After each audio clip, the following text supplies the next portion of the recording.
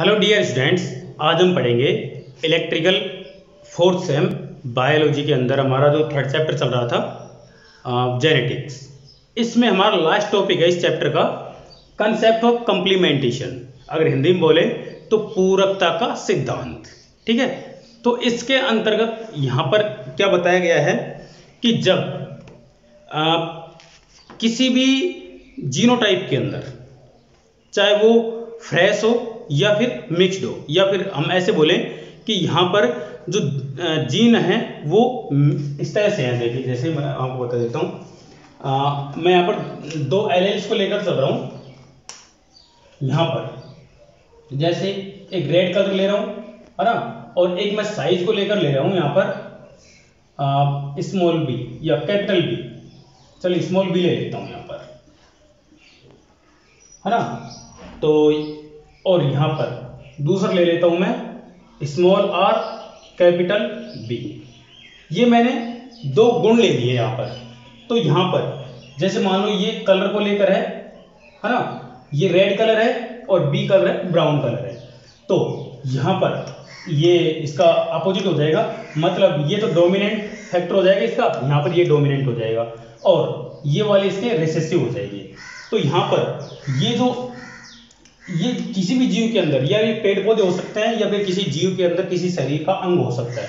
जैसे एग्जांपल के तौर पे हम ड्रोसोफिला की बात कर लेते हैं, जो फ्रूट मक्खी है, फल मक्खी है, उसके बारे में बात कर लेते हैं। तो उसके आंखों के बारे में बात कर लेते हैं। तो उसकी जो आंखों का कलर है वो इस चीज को दिखाता है कि इनकी जो आंखों का कलर है वो रेड है या फिर व्हाइट है, या फिर उनका जो कलर है वो ब्राउन है या फिर रेड है ना। तो इस चीज को यहाँ पर ये तो एक तरह से प्योर कलर हो गया, ठीक है, ये इनका प्योर कलर हो गया। जब यहाँ पर ये इधर आएंगे तो ये इस तरह से हो जाएगा, ये कैपिटल बी स्मॉल बी। ये एक तरह से क्या हो गया इसका, ये इसका फिनोटाइप हो गया। ये भी फिनोटाइप है, ये फिनोटाइप है, लेकिन इसको हम जीनोटाइप भी बोल सकते हैं। तो यहाँ पर इसका फिनोटाइप क्या होगा, इसमें डोमिनेंट फैक्टर कौन सा है, कैपिटल आर और कैपिटल बी। मतलब यहाँ पर रेड कलर की आईज रहेंगी और ब्राउन कलर का उसका कलर हो जाएगा। तो रेड ब्राउन, ये क्या हो जाएगा, इसका डोमिनेंट कलर हो जाएगा। ये तो इसके रेड आई है, EYE, और ये इसका एक तरह से उसकी जो बॉडी है, बॉडी का कलर हो जाएगा ये। तो ये तो इसका फिनोटाइप हो गया।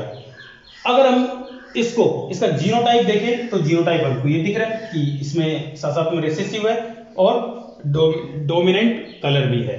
तो यहाँ पर जो कंप्लीमेंट्री का मतलब ये है कि हम कोई भी किसी भी फिनोटाइप को लेकर चले, उसमें जरूरी नहीं है कि हमेशा जो जीनोटाइप है वो हमेशा प्योर ही रहे। यहाँ पर जो जीनोटाइप है वो प्योर न होकर इम्प्योर में भी यहाँ पर जो फिनोटाइप है वो सेम आ सकता है।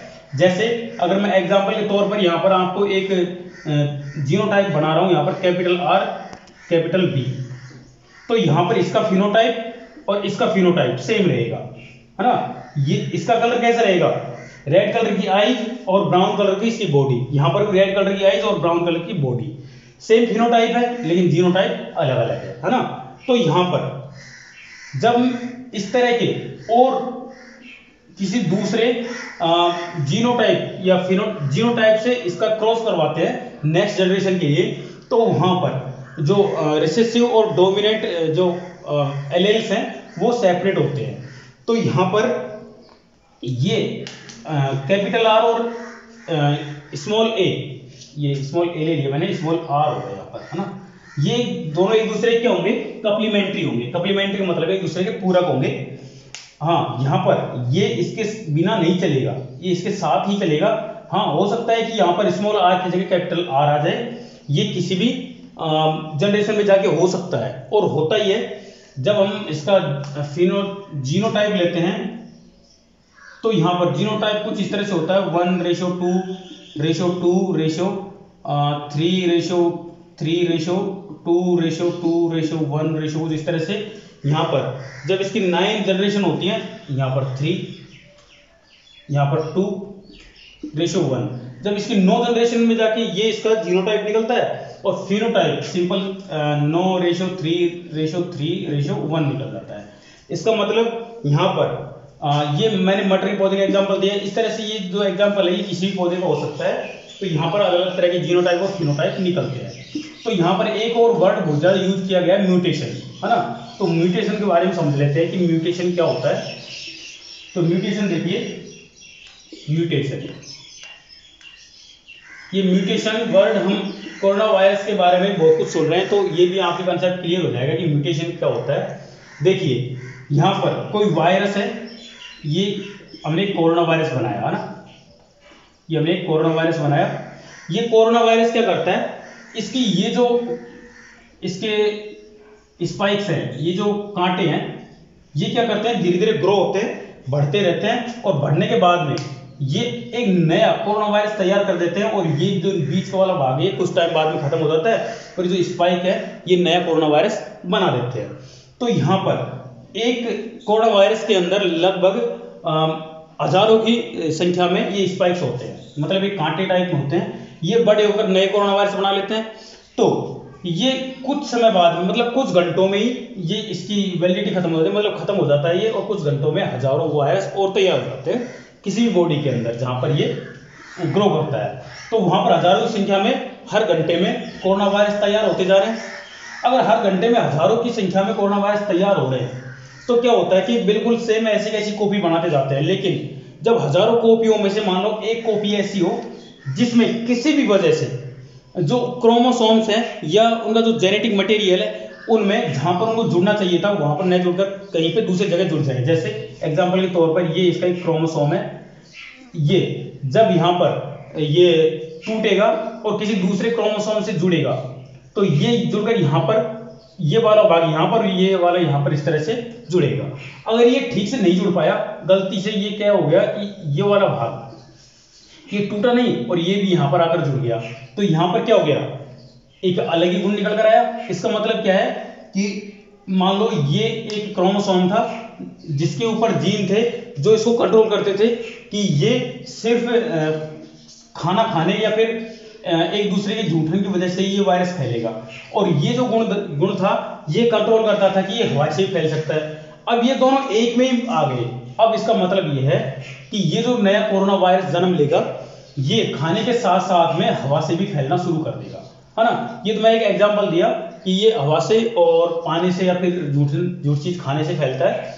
यहाँ पर दोनों गुण एक ही कोरोना वायरस के अंदर आ गए, तो एक नया वेरिएंट तैयार हो गया। नया इसका जो वेरिएंट है म्यूटेशन से, म्यूटेशन मतलब एक कमी की वजह से या फिर एक गलती की वजह से एक नया जीव तैयार हो जा रहा है, म्यूटेशन कहलाता है। और ये गलती कहां पर होती है, ये उसके क्रोमोसोम या फिर जीन्स के जो सही जगह पर सेट न होने की वजह से जो कमियां हो जाती हैं उनकी वजह से जो नया जीव तैयार होता है उसको बोलते हैं म्यूटेशन, ठीक है। और ये म्यूटेशन कहां पर होता है, ये इनके जेनेटिक मटेरियल के अंदर होता है। तो इसी के साथ हमारे चैप्टर भी खत्म होता है। कहीं पे आपको इस चैप्टर में पूरे में कहीं दिक्कत आई हो तो आप मुझे कमेंट करके या फिर मैसेज करके या कॉल करके बता सकते हैं।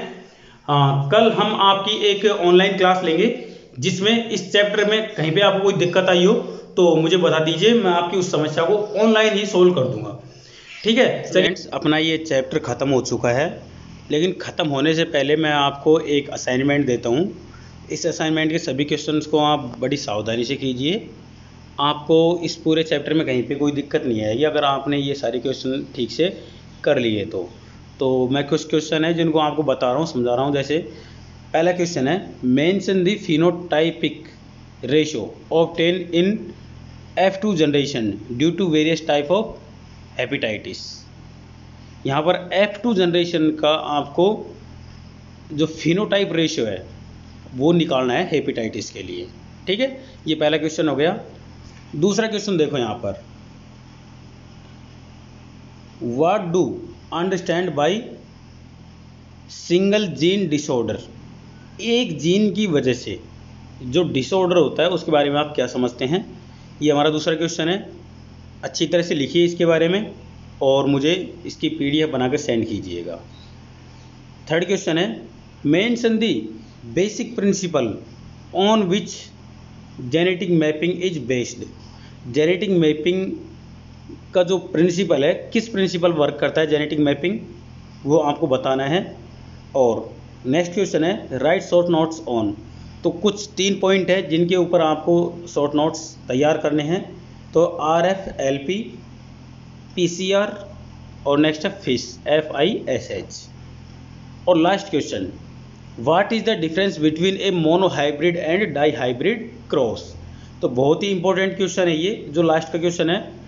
इसके बारे में आपसे मेन एग्जाम में भी पूछा जा सकता है, तो ध्यान से कीजिए इन प्रश्नों को। और इसके बाद में हम इस लेक्चर को ख़त्म करते हैं, ठीक है। उसके बाद में हम मिलेंगे आपसे अगले लेक्चर में। Thank you. चलिए अब मिलते हैं कल ऑनलाइन क्लास में। Thank you.